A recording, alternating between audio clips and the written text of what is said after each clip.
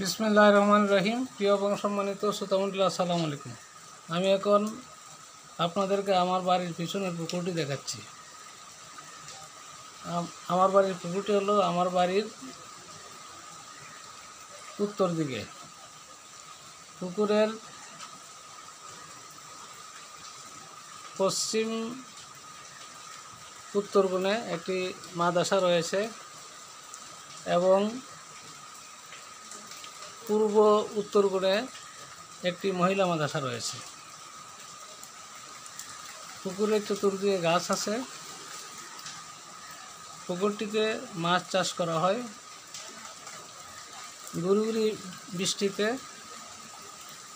পুকুরের মাছগুলো এখন লাফাচ্ছে। পুকুরের চতুর্দিকে গাছ আছে। গাছ থাকার কারণে চতুর্দিকের সব বাড়িঘর দেখা যায় না এবং পুকুরটির মালিক, পুকুর পাড়ের অনেকেই পুকুরটির মালিক, অর্থাৎ পুকুরটি হলো এজমালি পুকুর।